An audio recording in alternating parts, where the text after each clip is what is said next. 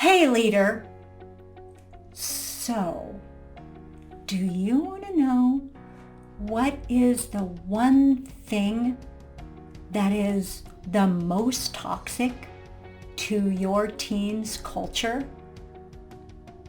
Well, if you want to know, stay tuned and you'll find out both what it is and how you can address it.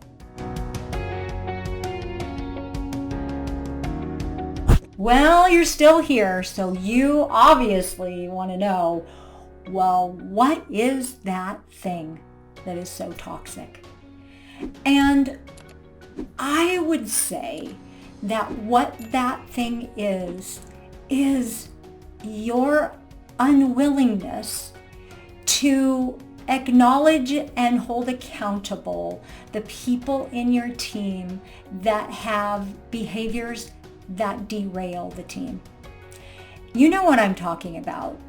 It's the people and their behaviors that you feel like rolling your eyes to, and or people come and back channel to you about what they do, or.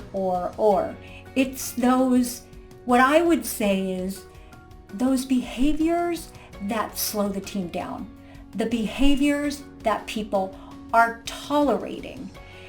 That's not to say that we don't have a little disruption from diversity. I'm not talking about that. I'm talking about real issues with people's behavior and your unwillingness and your team's unwillingness, by the way, because this is really not on you, to hold each other accountable. So one way that looks is somebody comes to you and talks about somebody else on the team, acting as though you need to deal with it. And really what needs to happen is that leader that's talking to you needs to have that direct conversation. And, that's back channeling. And that's talking about. And if you collude with it, you're a part of the problem. So this is, in our 2-part series, this is part 2 of accountability. And it's holding each other as a team accountable for the derailing behaviors, whatever they are, and having an open, non-judgmental, kind and compassionate conversation, and one that's actually a growing conversation, not a shaming conversation. So how do you do that? Well, we're going to have a worksheet for you to be able to engage in those conversations. And here's a place to start. I'll give you a simple place to start, which is this. This is called a triangle. And there's you, and there's the other person, and then there's the leader that's talking to you. And it could even be a triangle within a triangle. So somebody comes to you and talks to you about somebody else. And when there's a triangle, that's where you need to start getting curious about what's the behavior that needs to be acknowledged and discussed. And you need to take yourself out of the triangle and let that be a two-way conversation between leader A and leader B. And it's teaching your team, through psychological safety, which we have talked about on numerous smart leader hacks, so that there's that safety and kindness and compassion developed where you can have hey, go back to that person and have that conversation and let me know how it goes.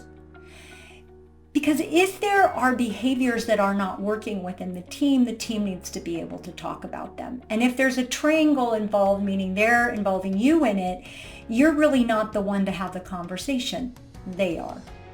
And so your job in holding accountability around the behaviors that your team have agreed on, and if there's drift from how those behaviors are showing up, you need to empower and hold your team accountable for having the conversations around, if that's not working for you, you need to talk to that person. Don't come talk to me as the team leader.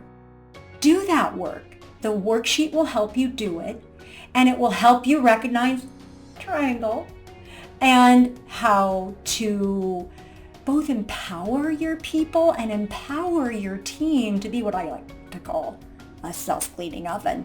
So you're not out there with the easy off cleaning it up. They can do it themselves, because ultimately you're scaling your impact when you can have others be able to hold each other accountable for derailing behavior. So do the work. Yeah, I know you're busy, and yet you need to do this work because you're here really to create great results and to have people love what they do. And when there's clarity around how we behave and a willingness to dig in when things are not working, the better your team will be, I promise. So go out and unleash the magic of those you lead.